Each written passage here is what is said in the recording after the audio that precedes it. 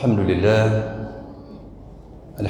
bidukhuli Ramadan syahrul mubarak, syahrul tarbiyah, syahrul jihad, syahrul Ramadan alladhi unzila fihi al-Quran hudan lin-nasi wa bayyinatin minal huda wal furqan. Asyhadu an la ilaha illallah wahdahu la syarika lah wa asyhadu anna nabiyyana Muhammadan abduhu wa rasuluh. Allahumma salli ala sayyidina Muhammadin wa ala alihi wa sahbihi wa barik wa sallim. Allahumma salli tasliman katsiran kama amar. Yang kami muliakan para asatiz, terutama ustadzuna hari ini yang hadir pada kesempatan hari ini, Ustadz Haji Nasrullah, Ustadz Haji Junaidi Abdillah, dan para asatidz wal asatizah yang kami muliakan. Mudah-mudahan senantiasa Allah berikan umur beliau bermanfaat buat masyarakat, dan senantiasa Allah jadikan kehidupan kita mendapatkan keberkahan dari Allah Subhanahu wa taala. Bapak Ibu sekalian yang dimuliakan Allah, salawat dan salam atas Rasulnya Nabi Allah Muhammad sallallahu alaihi wasallam yang dilahirkan dalam keadaan yatim. Rasulullah lahir dalam keadaan yatim karena dalam kandungan justru Allah wafatkan ayahnya Abdullah. Tapi yatim bukan menjadikan sebuah parameter makhluk yang lemah. Allah berikan kekuatan. Nabi Muhammad ditinggal ayahnya dalam kandungan, ditinggal ibunya dalam usia 2 tahun.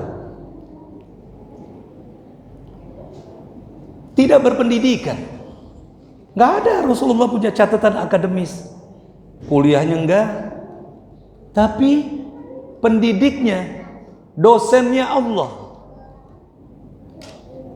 Subhanalladzi, Allah memberikan maha suci Allah. Walladzi ba'atsa fil ummiyina rasulan minhum. Maha suci Allah yang telah mengutus hambanya di kalangan kalian adalah orang yang ummi, nggak ngerti apa-apa. Tapi Allah memberikan pendidikan yang terbaik atas Rasulnya. Dia mampu menjadi contoh buat kehidupan seluruh manusia. Bukan hanya ibadah, bukan hanya puasa, bukan hanya zakat, bukan hanya sholat dan haji, tetapi cara makannya, cara tidurnya, bagaimana posisi tidurnya, bagaimana berkata-katanya, bagaimana tertawanya, bagaimana mengurus anak-anak yatimnya, bagaimana mengurus rumah tangganya. Laqad kana lakum fi Rasulillahi uswatun hasanah. Dalam diri Muhammad Rasulullah sallallahu alaihi wasallam terdapat contoh yang luar biasa. Bahkan makannya aja kita nggak sanggup. Makannya Nabi, kata Rasulullah, aku dan umatku adalah orang yang makannya cukup, nggak terlalu kenyang. Makannya sedikit-sedikit, tidurnya sedikit-sedikit. Nggak kayak kita, dikit-dikit makan, dikit-dikit tidur. Dikit-dikit makan, dikit-dikit tidur. Tapi Rasulullah, aku adalah orang yang sedikit makan, berhenti sebelum kenyang. Maka ketika Allah mengingatkan bagi kita semua di dalam Al-Quran, wa antasumu khairun, sesungguhnya berpuasa itu baik buat kalian. Tapi kenapa kita lihat banyak orang berpuasa justru sakit? Pasti ada yang gak beres. Cara bukanya, bukan puasanya, cara bukanya yang gak beres. Biji salak, siap. Lontong sayur, Masya Allah, dari jam 5 udah di depan lontong sayur, asinan. Kenapa orang puasa sering sakit? Dikarenakan cara bukanya yang tidak baik. Rasulullah luar biasa berpuasa dengan membatalkan, yaitu air putih dan 3 butir kurma. Di sini kata orang kita, dah Pak Ustadz air putih mau kurma kagak nendang. Oh, Masya Allah. Rasulullah memberikan contoh yang sungguh sangat luar biasa. Bahkan maaf Bapak Ibu sekalian, pada 10 hari terakhir Ramadan, Orang dari maghrib, sebelum maghrib orang sudah ngetekin tempat. Kalau enggak, maaf, jangan berharap mereka qiyamul lail mulai jam 1 sampai mendekati sahur, mereka akan mampu sholat di dalam masjid. Sholat di belakang hotel Hilton aja udah bagus. Karena jalanan-jalanan seluruh, yaitu mampu menutup seluruh orang-orang melaksanakan, yaitu tarawih dan tarawihnya 2 kali, ba'da isya dan jam 1. Tarawihnya 2 kali, ba'da isya 2 imam, 1 juz, berarti ba'da isya 2 juz, nanti jam 1 2 juz, 2 imam. Di sini imam baca 2 juz, imam nggak punya otak dibilang. Masya Allah, padatnya luar biasa. Menembus apalagi malam 27 Ramadan. Maka Bapak Ibu sekalian, ketika ada ikhtilaf, perbedaan antara kita dengan saudara kita, mulai startingnya puasa dari ada yang Sabtu, ada yang Ahad, jangan ribut. Apa keuntungan dari ikhtilaf? Kata Rasulullah, justru di balik ikhtilaf engkau akan mendapatkan rahmah. Apa rahmahnya? Apa keuntungan kasih sayang Allah bagi mereka-mereka yang mampu memanfaatkan ikhtilaf ini dengan baik? Setiap malam berarti engkau akan mendapatkan, yaitu malam Lailatul Qadar. Malam ini merupakan malam ganjil bagi mereka yang berpuasa mulai Ahad. Besoknya merupakan ganjil bagi mereka yang melaksanakan puasa mulai Sabtu. Maka kita lihat seolah-olah malam ganjil setiap hari datang kepada kalian semua. Masya Allah. Maaf Bapak Ibu sekalian, kita bersyukur masih ketemu biji salad. Kita bersyukur masih ketemu ketupat sayur. Lihat saudara-saudara kita di Palestina, mereka takjil dengan bom molotov. Mereka takjil dengan pentungan-pentungan yang luar biasa. Tetapi mereka tidak pernah berhenti untuk setiap saat berkunjung ke Masjidil Aqsa, mampu mempertahankan akidahnya. Kita masih bisa luar biasa mempersiapkan 1 Syawal kita dengan Idul Fitri. Tapi mereka, maka Rasulullah memberikan nasihat yang luar biasa buat kita semua. Kuperintahkan kepada kalian semua untuk berziarah kepada 3 tempat: Mekah Al-Mukarramah, Madinah Al-Munawwarah, begitu juga Masjidil Aqsa di Palestina. Kenapa? Karena 3 tempat yang sungguh sangat luar biasa. Allah memberikan keberkahan di dalamnya. Kita masih bisa mengumpulkan anak yatim. Maaf, di sana anak yatim setiap hari terjadi anak yatim. Bahkan anak-anak seumur ini 7 tahun mereka berani berhadapan dengan Paul, yaitu tentara-tentara Palestina, tentara Zionis laknatullah. Luar biasa saudara kita. Maka wajar kalau Allah mengingatkan dalam Qur'an tadi, ketika kita tidak peduli kepada mereka, ketika kita tidak peduli kepada kemiskinan, apa kata Allah? Fawailul lil musallin, celaka salatmu. Celaka salatmu. Tidak bermanfaat salat kita di hadapan Allah Subhanahu wa taala. Maka wajar kalau suatu saat Rasulullah ditanya oleh sahabat, "Ya Rasulullah, ayyu muslimina khair?" Ayyu muslimina khair ya Rasulullah? Bagaimana menjadi muslim yang baik? Taqra'as salam ala man 'arafta wa ma lam ta'rif. Ucapkan salam bagi orang yang kau kenal atau tidak kau kenal. Orang Islam adalah agama yang sungguh sangat luar biasa, yang sangat melindungi. Apa makna salam? Assalamualaikum. Semoga Allah senantiasa memberikan keselamatan atas kalian semua.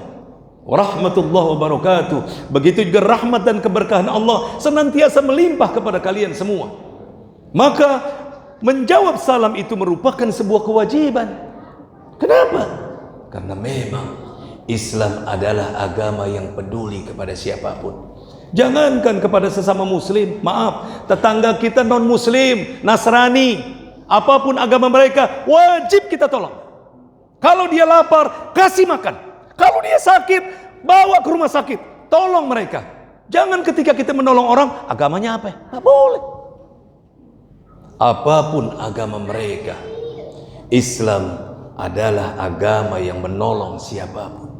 Maka kita lihat, memperhatikan dan peduli kepada orang miskin, anak-anak yatim, kaum du'afa adalah sebuah perjalanan panjang dari generasi ke generasi, dari nabi kepada nabi. Semua perintah Allah sama. Wa id akhadna mitsaqa bani Israil la ta'buduna illallah wa bil walidaini ihsana wa dzil qurba wal yatama wal masakin wa qulu lin nasi husna. Agama Allah tidak pernah berubah dari zaman ke zaman. Dari satu nabi ke nabi yang lainnya, konsep Allah tidak pernah berubah. Maka Bapak Ibu sekalian, kalau kita berpuasa hanya sebatas puasa, tidak makan, tidak minum, maaf, agama lain juga berpuasa. Bukankah orang Hindu berpuasa? Bukankah orang Buddha berpuasa? Bukankah orang Israel, Yahudi, laknatullah berpuasa? Puasa mereka. Bahkan kata Rasulullah, tasaharu fa innahi fis sahuri barakah. Sahurlah kalian. Sesungguhnya di balik sahur ada keberkahan. Apa yang membedakan puasa kita dengan puasa orang Yahudi? Mereka nggak pakai sahur. Kenapa kita mesti sahur? Kita jaga qiyamul lail kita. Kita jaga salatul fajr kita, salat subuh kita. Maaf, kalau nggak ada sahur, betapa banyak di antara kita mungkin yang subuhnya kebablasan. Kenapa Allah haramkan tidak boleh tidur setelah sahur? Agar solat subuh kita terjaga. Masya Allah. Sahur adalah ruang dan waktu komunikasi antara kita dengan keluarga. Waktu sahur adalah ruang dan waktu untuk kita menjaga antara waktu terbaik kita berdoa dengan waktu datangnya waktu subuh. Bahkan maaf, setiap Bilal, setiap muazin, perhatikan kalau perlu ada waktu di sini, nggak boleh qomat buru-buru. Habis azan, nggak boleh qomat buru-buru pada waktu fajar. Kenapa? Jangan sampai makmum tidak mendapatkan sholat sunnah. Khairud dunya wa ma fiha. Rakaataini, 2 rakaat sholat fajar, sholat sunnah fajar lebih baik dari dunia dan isinya. Maka saya maaf di masjid, kebetulan ketua masjid juga, saya bilang kalau marbot buru-buru qomat pada waktu subuh sentil, nggak boleh.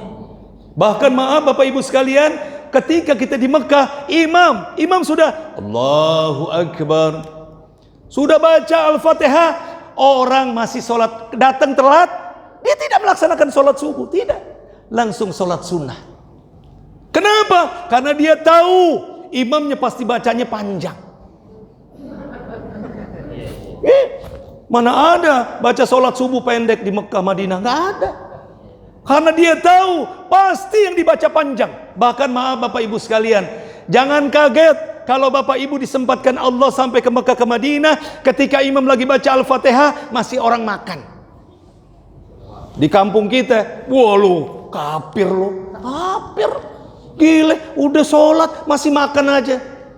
Kenapa mereka masih makan dan minum? Mereka berpegangan 10 ayat merupakan standarisasi orang masih boleh makan minum. Cuman maaf, nggak sempat gosok gigi. Makanya mereka ngantongin siwa. Luar biasa. Itulah yang diajarkan Nabi bagi kita semua. Betapa memperhatikan kehidupan orang-orang lemah. Taqra'as salam ala man araftahu wa man lam ta'rif. Orang yang kau kenal atau tidak kau kenal adalah sunnah yang ditegakkan Rasulullah sallallahu alaihi wasallam. Baru Rasulullah melanjutkan kalimatnya. Apalagi Rasulullah tut'imut ta'am, memberikan makan kepada mereka yang membutuhkan makan. Siapa yang membutuhkan makan? Siapa saja, tidak hanya muslim, non muslim pun ketika mereka membutuhkan makan, kasih makan.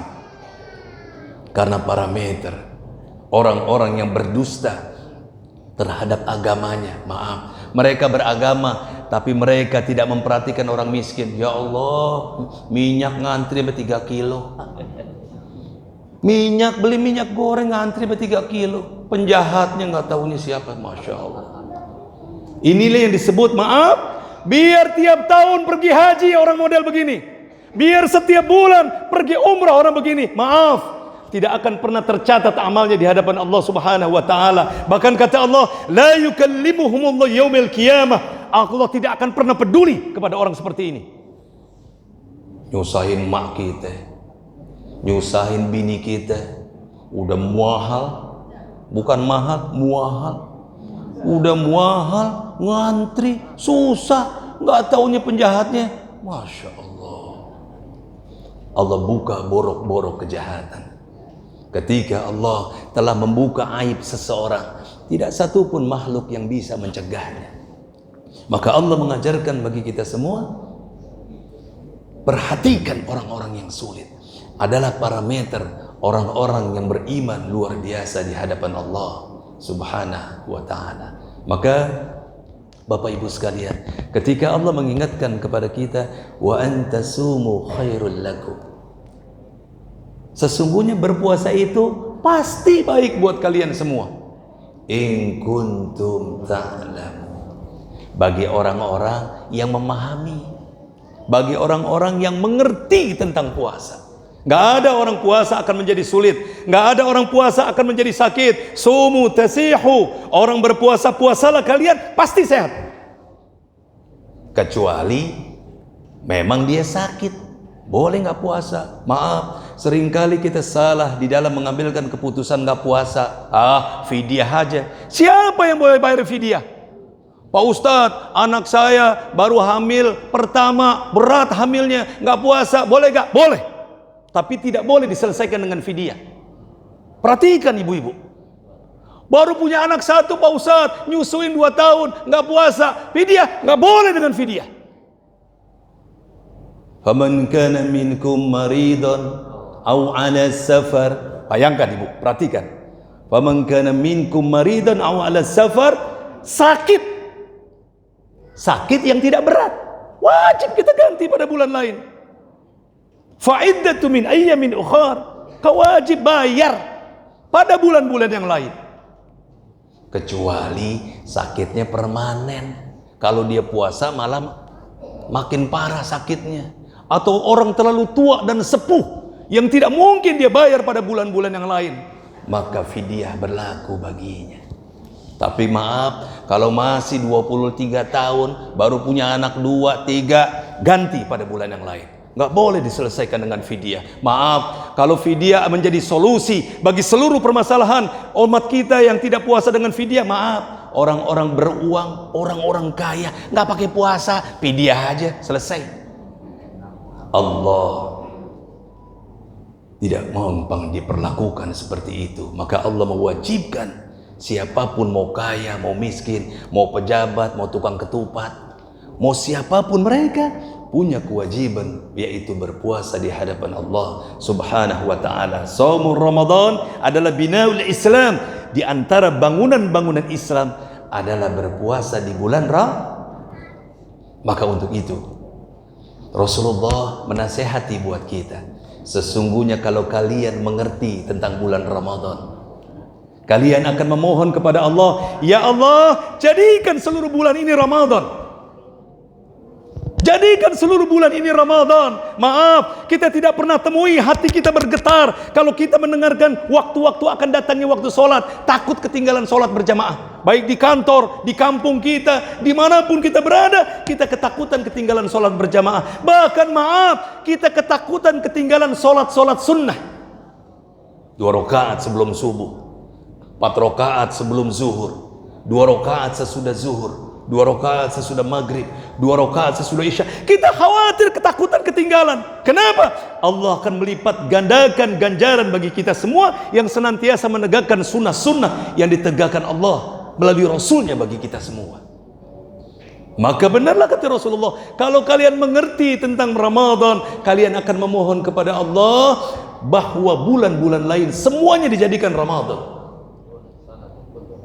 Bahkan pada 10 hari terakhir, sampai Allah mengingatkan betapa pentingnya 10 hari terakhir di bulan Ramadan. Wala tubashshiruhunna wa antum aakifuna fil masajid. Tolong para bapak-bapak, jauhi sebentar istri kalian. Jangan sampai 10 hari terakhir momentum yang sangat luar biasa kalian lepas untuk menjadi momentum yang paling terbaik hubungan kalian kepada Allah Subhanahu wa taala. Masya Allah. Dan permohonan Rasulullah diijabah oleh Allah. Sadarkah kita bahwa Ramadan setiap hari datang kepada kita? Sadarkah kita permohonan Rasulullah diijabah oleh Allah? Ramadan datang kepada kita setiap saat. Apa itu? Man shoma Ramadhana thumma atba'ahu, siapa yang berpuasa pada bulan Ramadan lalu mengikutinya 6 ayyam, 6 hari min Syawal, 6 hari pada bulan Syawal. Apa kata Rasulullah? Kana kasumud dakhr, mereka bagaikan berpuasa sepanjang tahun. Bayangkan, baru 1 hari 1 Syawal, besoknya sudah disunahkan kita berpuasa. Untuk menunjukkan apa? Agar kalian tidak melepas Ramadan. Agar kalian tidak melepas Ramadan. Karena Ramadan begitu luar biasa. Apa yang membedakan 1 Syawal dengan 10 Zulhijjah? Idul Fitri dan Idul Adha. Perhatikan Bapak Ibu, ketika Bapak Ibu akan menuju masjid atau lapangan untuk melaksanakan sholat Id di Idul Fitri, tidak boleh perut dalam keadaan minimal minum teh manis. Kalau nggak ada gula, Pak Ustadz nggak punya gula, teh pahit. Ngelihat Ustadz Junaidi, Ustadz Nasrullah, insya Allah teh pahit kita minum jadi manis. Gitu satu. Iya. Begitulah Rasulullah mengajarkan bagi kita semua bahwa siapa yang melanjutkan 6 hari berpuasa pada bulan Syawal, seolah-olah mereka yaitu berpuasa sepanjang tahun. Bahkan Rasulullah mengingatkan bagi kita semua, kalau kalian tidak mampu melaksanakan puasa 6 hari di bulan Syawal, Rasulullah berkata, kana yatakhad, mereka senantiasa untuk mampu memilih, yaitu puasa Senin dan Kamis sebagai pilihan buat mereka. Jangan melepaskan.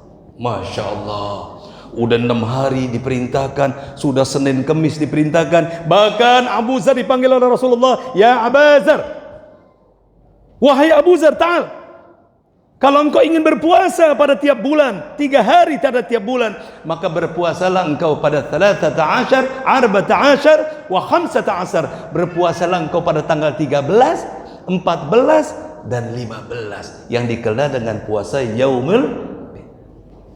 Luar biasa. Itu adalah sebuah jawaban Allah atas permohonan Rasulullah sallallahu alaihi wasallam agar Ramadan senantiasa hadir kepada kita semua. Masya Allah, tidak pernah kita dapati sebuah jawaban yang sungguh sangat luar biasa dari Allah atas setiap permohonan nabinya. Bayangin Bapak Ibu sekalian, di Mekah ada yang namanya Masjid Asy-Syajar. Masjid Asy-Syajar, Masjid Jin, di belakangnya Ma'lah, perkuburan, yaitu istri Rasulullah sallallahu alaihi wasallam. Kenapa dikatakan Masjid Asy-Syajar? Suatu saat Rasulullah menghadapi problem yang luar biasa. Ada preman Mekah, tingginya hampir kurang lebih 2 meter, besar, menantang Rasulullah sallallahu alaihi wasallam. Mana Muhammad? Mana Muhammad? Nabi mentalnya udah dididik sama Allah, marah kagak? Gak marah. Rasulullah ketika menghadapi pemuda yang besar kuat untuk membunuhnya, apa kata Rasulullah? Kira-kira berapa meter nih tiang? 10 meter lah kita anggap ya. Rasulullah manggil tuh pohon, ta'al ya syajar, ta'al.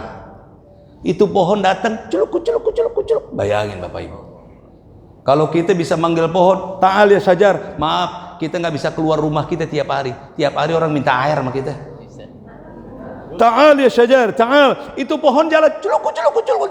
Itu pemuda yang besar keker, maaf, ototnya langsung lemes semua. Bayangin pohon aja dipanggil datang, bagaimana dirinya? Begitulah cara Allah memberikan pendidikan atas kekuatan manusia yang hanya berdasarkan otot.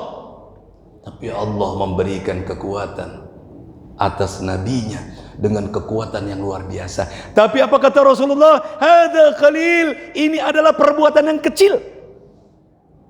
Pohon dipanggil kecil, perang Badar kecil, Sampai Rasulullah berkata 333 lawan 1000 orang. Walaqad nasarakumullah bibadrin wa antum adillah. Kalian dalam peperangan Badar kami tolong dengan pertolongan yang luar biasa. Padahal kalian adalah kelompok yang lemah.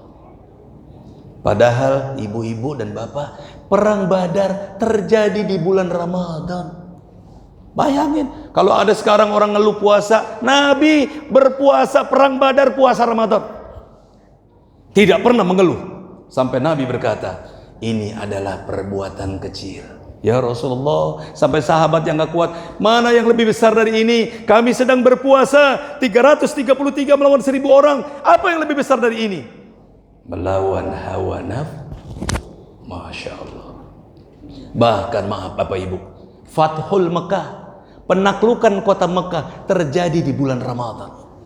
Apa yang terjadi pada 10 Hijriah, tahun ke-10 Hijriah di bulan Ramadan, Allah menaklukkan kota Mekah dengan kepemimpinan Rasulullah SAW. Dihancurkannya berhala-berhala, kurang lebih ada 300 berhala yang dihancurkan Rasulullah SAW karena orang Mekah pada saat itu tingkat kemusyrikannya sungguh sangat luar biasa.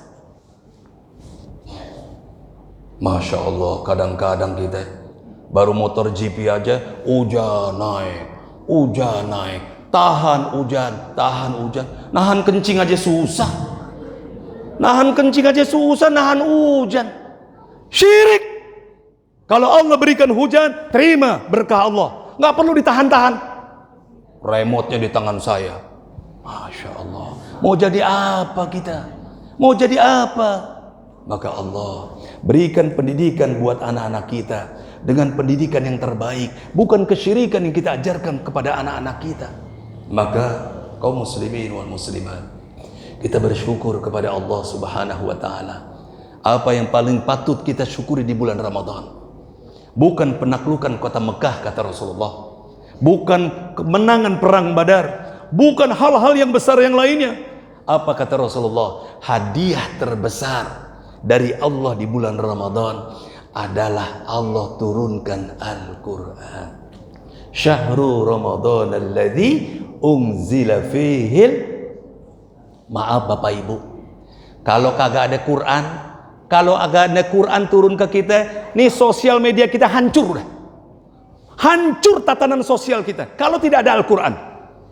Contoh, Allah mengatakan bagi kita, وَلَا تَنْكِهُوا مَا نَكَحَ آبَاءَكُمْ مِنَ النِّسَاءِ إِلَّا مَا قَدْ سَلَفَ.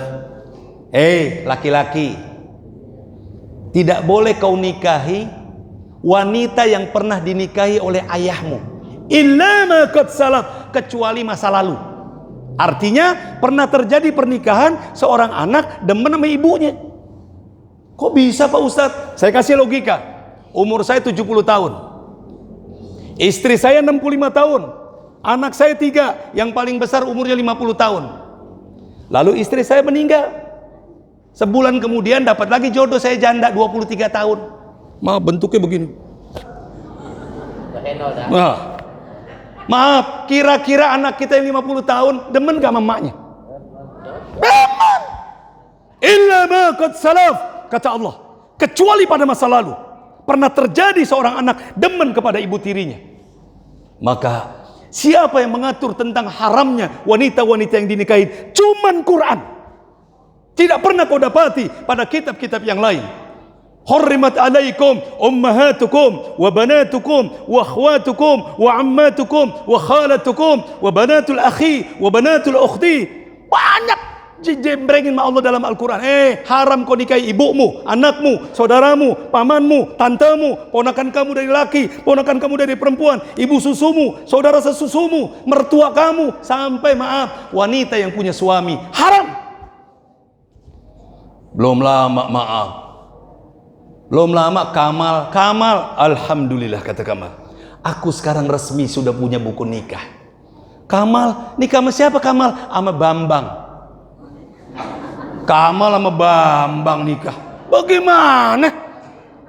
Perempuan aja banyak yang diharamin, apalagi laki-laki. Kalau kita tidak berjuang untuk mampu menyelamatkan undang-undang pernikahan, maaf Bapak Ibu, hari ini kita bisa ketawa, besok kita akan menangis. Lihat di dunia Eropa, Amerika, maaf, perkawinan di gereja-gereja sah-sah aja, laki melaki, perempuan sama perempuan. Tanya kepada diri kita, adakah satu masjid yang mengikhlaskan perkawinan sesama jenis? Tidak ada. Kenapa? Karena Allah mengharamkannya. Cuman satu-satunya agama di dunia ini yang mengharamkan, yang mengatur tata perkawinan sebegitu hebatnya, cuman Al-Quran. Maka benarlah kata Rasulullah, hadiah yang terbesar buatku, yang tidak diterima oleh para nabi-nabi sebelumku, adalah Al-Quran. Maka Bapak Ibu sekalian, jaga Al-Quran. Al-Quran cuman bukan milik kita. Apa kata Allah? Hudal linnas. Dia petunjuk bagi seluruh manusia.